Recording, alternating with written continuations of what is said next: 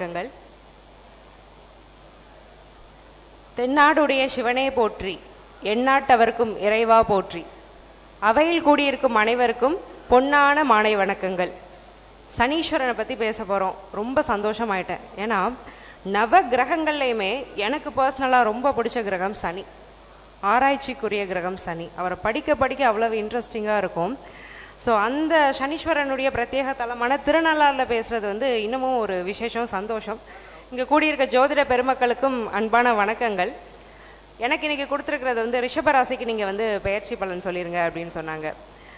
சனி பகவான் எல்லாரையும் பிடிச்சிருவாருன்னு நமக்கு பயம் இருக்கும். ஆனால் அந்த சனிக்கு ரொம்ப பிடிச்ச ராசி யாருன்னா ரிஷபம். ஐயா சொன்ன மாதிரி அவர் ரோகிணி நட்சத்திரம்ங்கிற ஒரு காரணம் மட்டும் இல்லை, சுக்கிரனுக்கும் சனிக்குமே நெருங்கின தொடர்பு நிறைய இடங்கள்ல இருக்கு. என்னதான் சனியை எனக்கு பிடிச்சாலும் நம்மெல்லாம் வாழணும் இல்லையா? மனித பிறவின்னு ஒன்று எடுத்துட்டோம். மனிதனா பிறக்கிறது எதற்கு? வாழ்றதுக்கு. அப்போ வாழ்க்கைக்கு மிகவும் தேவையான கிரகம் யாரு? குறிப்பா மனித வாழ்க்கைக்கு தேவையான கிரகம் யாருன்னா சுக்கிரன். சுக்கிரனுடைய ராசி தான் ரிஷப ராசி. அந்த ரிஷப ராசியில சுக்கிரன் அதிபதியாக இருக்கும் பட்சத்தில் சுக்கிரன் என்னெல்லாம் கொடுக்குறாரு? அப்போ மனித வாழ்க்கைக்கு சுக்கிரன் தான் முக்கியம்னா, காதல் சுக்கிரன் கொடுக்குறாரு, திருமணம் சுக்கிரன் கொடுக்குறாரு, பணம் சுக்கிரன் கொடுக்குறாரு. அப்போ சனிக்கு இங்கே என்னங்க வேலை? காதல்னு ஒன்று அமைஞ்சா போதுமா? லாங் லாஸ்டிங் ரிலேஷன்ஷிப், நீடித்த அன்பு சனி. திருமணம் ஆனால் போதுமா? கணவன், மனைவி, தாய், தகப்பன், இந்த 4 வகையான ரோலுக்கும் பொறுப்புணர்வு அப்படிங்கிறத கொடுக்கறது யாரு? சனி. அப்போ பொறுப்பே இல்லாத திருமணம் என்னமாகும்? சுக்கிரனுடைய காரகங்களை முழுமைப்படுத்துறது சனியுடைய காரகம்.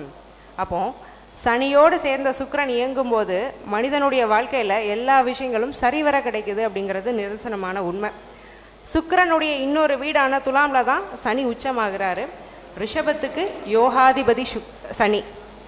எல்லாரும் பயப்படுவாங்க, ஐயோ சனி தசை வந்துடுச்சா, ஐயோ என்ன பண்ண போறாரு, பயமா இருக்கே, நம்ம அப்போ வாழ்க்கைக்கே தகுதி இல்லாத நபரா அப்படின்லாம் நினைச்சிட்டு இருப்போம். பட் அப்படி கிடையாது. ரிஷபத்துக்கு மிகுந்த நன்மையை தரக்கூடிய கிரகம் யாரு அப்படின்னா சனி தான். ஸோ 9, 10ஆம் அதிபதி சனி 11ஆம் இடமான மீன ராசிக்கு பயிற்சி ஆகிறாரு. மீனமே ஒரு புனிதமான வீடுங்க, குருவுடைய வீடு. ஒரு பாவ கிரகம், நிழல் கிரகம், இருள் கிரகமான சனி குருவுடைய வீட்டுக்குள்ள நுழையும் போது என்ன மாதிரியான பலன்களை எல்லாம் தனக்கு ரொம்ப பிடிச்ச ரிஷபராசிக்காரங்களுக்கு கொடுக்க போறாரு. இதுல இன்னொரு விசேஷம் என்னன்னா, சனி போற இடம் இருக்கு பாத்தீங்களா, 11ஆம் இடம். ரொம்ப ரொம்ப சௌகரியமா உட்கார்ந்துருப்பாரு அந்த இடத்துல. 3, 6, 11 சனி பகவானுக்கு ரொம்ப கம்ஃபர்டபுளான பிளேசஸ். அப்போ அந்த 11ங்கிற வெற்றி ஸ்தானத்துக்கு கர்ம காரகன் சனி போகும்போது ரிஷபத்துக்கு ஏகப்பட்ட லாபம், எண்ணில் அடங்கா லாபம், கையில் பிடிக்க முடியாத அளவுக்கு லாபம். அப்போ 12 ராசிகளில் ரிஷபராசிக்காரங்க மார்தட்டிட்டு சனி பயிற்சிக்குள்ள என்ட்ரு ஆகலாம். வாக்கிய பஞ்சாங்கப்படி மார்ச் 6ஆம் தேதி சனி பயிற்சி ஆகுது. வாக்கியம்ங்கிறது பாரம்பரியம். பாரம்பரிய நாடான இந்தியாவில் பிறந்துட்டு வாக்கிய பஞ்சாங்கத்தை யாராலையும் நிராகரிக்க முடியாது. சனி பயிற்சி பலன்கள் ரிஷபராசிக்கு எப்படி இருக்க போகுது? 11ஆம் இடமான லாபஸ்தானத்துக்கு சனி போறாரு. 11ல் இருக்கிற சனி 3 இடங்களை பார்ப்பார். 3, 7, 10ஆம் பார்வைகள் சனி பகவானுக்கு உண்டு. இந்த ரிஷபராசியில் அவர் பார்க்கக்கூடிய இடங்கள் 1ஆம் இடம், 5ஆம் இடம், 8ஆம் இடம். 1 அப்போ நம்மளையே சனி பார்க்குறாரா? ஆமாம். என்ன பண்ணுவார்? தாழ்வு மனப்பான்மையை கொடுப்பார். என்னங்க சனி பயிற்சி சூப்பராக இருந்துட்டு முதல்ல சொல்கிற பலனே ரொம்ப மோசமாக இருக்குது, தாழ்வு மனப்பான்மையை சனி கொடுப்பாரா? ஆமாம். எதுக்காக தாழ்வு மனப்பான்மையை கொடுக்குறாரு? இனிமேல் வாழ்க்கையில் தாழ்வு மனப்பான்மைங்கிற ஒன்றே உங்களுக்கு வரக்கூடாது. அதை இந்த 2 வருஷம் நீங்கள் பாடம் படிக்க போகிறீங்க. எந்த இடத்துலையும் உங்களை நீங்கள் குறுக்கிக்கிட்டு உள்ளே உட்கார வேண்டாங்கிற ஒரு தீர்க்கமான ஒரு பாடத்தை சனி இந்த இடத்துல சொல்கிறாரு. ஏன்னா தாழ்வு மனப்பான்மைங்கிறதுக்கு காரகமான கிரகமாகவே சனி தான் இருக்கிறாரு. சனிக்கு ஏன் தாழ்வு மனப்பான்மை வந்தது? சூரியனார் புராண கதைகளுக்கு நீங்கள் போனீங்கன்னா சூரியனாருடைய மனைவி சுலக்ஷனா தேவி சூரியனோட பக்கத்தில் இருந்து இருந்து இருந்து அவளோட ஆற்றல் எல்லாம் சூரியன்கிட்ட இறந்துட்டா. சரி, நமக்கு எனர்ஜி வேணும்ல, நம்ம சக்தியாக இருந்தால் தானே குடும்பத்தை நம்ம வழிநடத்த முடியும். பூலோகத்துக்கு போய் தவம் இருக்க போகிறேன்னு சொல்கிறதுக்கு சூரியனாட்ட சொல்கிறதுக்கு ஒரே பயம். கணவன் அனுமதிக்கலைன்னா போக முடியாதுல்ல, அவரோட அனுமதி வேணும். அப்போ என்ன பண்ணுறா? தன்னுடைய நிழலுக்கு ஒரு உயிர் கொடுத்து ஒரு உருவத்தை உருவாக்குகிறாள் சாயாதேவி.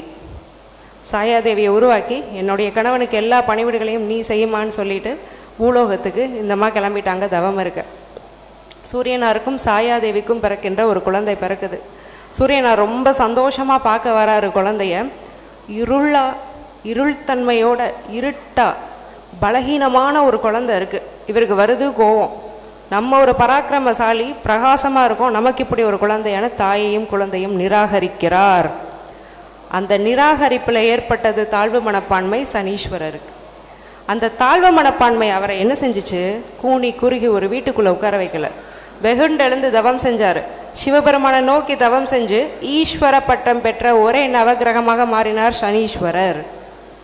சூரியனே பார்த்து மிரள்ற அளவுக்கு பிதிர்தோஷத்தெல்லாம் ஏற்படுத்த ஆரம்பிச்சார் சூரியனுக்கு. அதனால தான் சனீஸ்வரன் சூரியனுடைய வீட்டில் உட்கார்ந்தாலோ சூரியன் மகர கும்பத்தில் உட்கார்ந்தாலோ அப்பாவுக்கும் பிள்ளைக்கும் ஆகிறது இல்லை. இப்பேற்பட்ட சனீஸ்வரன் உங்கள் ராசியை பார்க்கும்போது நிச்சயமாக தாழ்வு மனப்பான்மைங்கிறத உங்களுக்கு கொடுக்க போகிறாரு. அந்த தாழ்வு மனப்பான்மையை நீங்கள் சனி எப்படி அவருடைய பிறப்பின் அந்த அவமானத்தை தனக்கே ஒரு ஈஸ்வர பட்டத்தை கொடுக்குறதா மாற்றிக்கிட்டாரோ, அந்த மாதிரி அந்த நெகட்டிவான ஒரு விஷயத்தை நேர்மறையாக நீங்கள் கொண்டு போக வேண்டும் அப்படிங்கிறது தான் இந்த சனி பகவானுடைய பார்வையின் தாத்பரியம். 1ஆம் இடத்தை பார்க்கக்கூடிய சனி உங்களையே உற்று நோக்க வைப்பார். உங்களுடைய எல்லா பலவீனங்களையும் பலமாக மாற்றக்கூடிய பார்வையாக இந்த 1ஆம் பார்வை அமைது. சரி, 5ஆம் இடத்தை பார்க்குறாரு. அப்போ குழந்தையெல்லாம் கெடுத்துருவார். அப்போ குழந்தையே கிடக்காதா எங்களுக்கெல்லாம்? ஸோ புத்திரஸ்தானம் அங்கே 5 பார்க்குறாரு. அப்படி இல்லை, உட்கார்ந்து பார்க்குற இடம் 11ஆம் இடத்துலேருந்து 5 பார்க்குறாரு. அப்போ மருத்துவம் மூலமாக குழந்தை அப்படிங்கிறது சித்திக்கும். 11ஆம் இடம் அப்படிங்கிறது மருத்துவம், 6ங்கிறது நோய், 11ங்கிறது நோயிலிருந்து நிவர்த்தி. அப்போ நிச்சயமாக மருத்துவம் மூலம் குழந்தை பேரு அப்படிங்கிறது ரிஷபராசி அன்பர்களுக்கு நிச்சயமாக இருக்குது. பிறக்கக்கூடிய குழந்தைகள் முன்னோர்களின் ஆசீர்வாதத்தோடு பிறப்பார்கள். சனியுடைய பார்வை 5ஆம் இடத்துல படும்போது, சனி முன்னோர்களை குறிக்கக்கூடிய கிரகம். முன்னோர்களே யாராவது மறுபிறவி எடுக்கிறதுக்கு கூட வாய்ப்பு இருக்குது. அப்போது நல்ல குழந்தை பேரு அப்படிங்கிறத 5ஆம் இடத்துலேருந்து கொடுக்குறாரு. 5ஆம் இடம் அப்படிங்கிறது குல தெய்வம், இஷ்ட தெய்வம். ஏதாவது ஒரு குறை வச்சுருப்போம், வேணும் வருஷ கணக்காச்சு மறந்துட்டோமே, தலையில் குட்டி ஞாபகப்படுத்துவார். ஒரு வேண்டுதல் வச்சுருக்கிறீங்கல்ல, போங்க கோயிலுக்கு போய் பண்ணிட்டு வாங்க, நான் நல்லதை செய்கிறேன். போவீங்க, கோயில் குளம்னு போவீங்க, குலதெய்வ வழிபாடுங்கிறத அதிகமாக பண்ணுவீங்க. 8ஆம் இடத்தை சனி பார்க்குறாரு. 8 நாளே பயம். இதை சனி வேற பார்க்குறாரா? 8ங்கிறது சனியுடைய எண்ணு தான். 8ஆம் இடத்துக்கு ஆதிபத்தியமான கிரகம் யாருன்னா சனி தான். அப்போது ஒரு நல்ல ஆயுள், 11-8 சம்பந்தம். இவ்வளோ நாள் எப்படி இருந்தது ரிஷபராசிக்கு? சும்மா ஒரு கேஸ்ட்ரிக் ப்ராப்ளம் வந்தால் கூட ஏதாவது ஹார்ட் அட்டாக்காக இருக்குமோன்னு ஒரு பயம், ஆங்ஸைட்டி. அதுவும் குறிப்பாக இருள் தன்மை அப்படிங்கிறத குறிக்கிற கிரகம் சனிங்கிறதுனால நைட் ஆனாலே பயம் வந்துடும். சனி லக்னம் ராசியோட சம்மந்தப்பட்டார்னா. ஸோ அந்த பய உணர்வையும் கொடுக்கறது சனி தான். இரும்புக்கு காரகம் சனி. பயந்தவன் கையில் இரும்பை கொடுன்னு அதனால தான் நம்ம முன்னோர்கள் சொன்னாங்க. ஸோ அந்த வகையில் உங்கள் பயம் எல்லாம் நீங்கும். ஆயுள் விருத்தி அப்படிங்கிறது கிடைக்கும். 11ஆம் இடமான லாபஸ்தானத்தில் சனி உட்கார்றாரு. வம்பு வழக்குகளில் வெற்றி. ஏதாவது கோர்ட் கேஸ்னு போயிட்டுருக்கு, பூர்வீக சொத்து வில்லங்கம் இல்லை மேட்ரிமோனியல் கேசஸ் ஏதாவது போயிட்டுருக்கு, கேஸ் ஜெயிக்க போகிறீங்க. ரொம்ப நாளாக நடந்துட்டுருக்கிற ஒரு விஷயத்தை முடிவுக்கு கொண்டு வர்றது சனி. அப்போ கோர்ட் கேசஸ்ன்னு ஏதாவது போயிட்டு இருந்தாலும் டக்குன்னு சக்ஸஸ் ஆகி உங்கள் பக்கம் தீர்ப்பு வர்றதுக்கான வாய்ப்புகள் மிக அதிகம். எதிரியின் தன லாபம் 11ஆம் இடம். காசு பணத்தை யாராவது ஏமாற்றிட்டாங்க, பேச்சுவார்த்தை நடங்க, கண்டிப்பாக கிடைக்கும். கோர்ட் கேஸ்னு அவங்கள கொண்டு போய் விடுறீங்களா, கண்டிப்பாக எதிரியின் தனம் உங்களுக்கு சித்திக்கும். திருமணம் நடக்குமா, ரெஃபரன்ஸ் மூலியமாக கல்யாணம் நடக்கும். சொந்தக்காரங்க சொன்னாங்க, டக்குன்னு பொண்ணு அமைஞ்சிருச்சு, டக்குன்னு மாப்பிள்ளை அமைஞ்சிருச்சு, திருமணம் நடக்குது. தொலைதூர பிரயாணத்தின் மூலம் லாபம் அப்படிங்கிறத 11ஆம் இடம் கொடுக்கும். சம்பாதிக்கிறோம், சேர்த்து வைக்கிறோம், ஆனால் இன்வெஸ்ட்மெண்ட்ஸ் எதுவும் பண்ண தெரியலையே. போட்டால் போடுவோம், எஃப்டியில் ஒன்று போடுவோம், ஆர்டியில் ஒன்று போடுவோம் அப்படிங்கிறத நிறைய பேர் பண்ணிகிட்ருப்போம். குறிப்பாக ரிஷபராசி அன்பர்கள்லாம் ரொம்பவே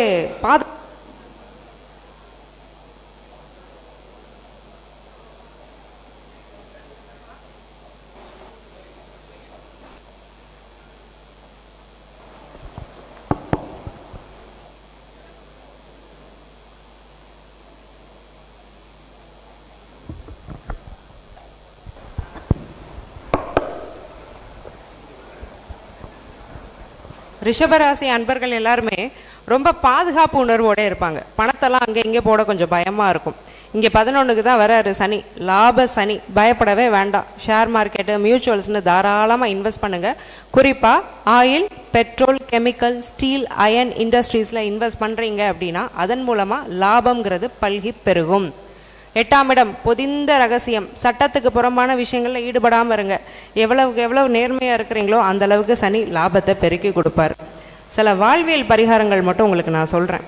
ஸோ எண்ணெய் தேய்த்து குளித்தல் அப்படின்னு ஒரு வழக்கம் இருக்குது நமக்கு. ஸோ சனிக்கிழமை அப்படிங்கிறத வாத நாள்னு சொல்லுவோம்.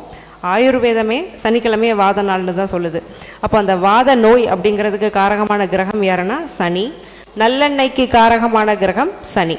ஸோ அந்த வாத நாளான சனிக்கிழமையில் நல்லெண்ணெய் குளியல் அப்படிங்கிறத எல்லாரும் எடுத்துக்கிறதுங்கிறது ரொம்ப சிறப்பு. சனியுடைய தாக்கங்கள், வீரியங்கள் எல்லாமே குறையும்.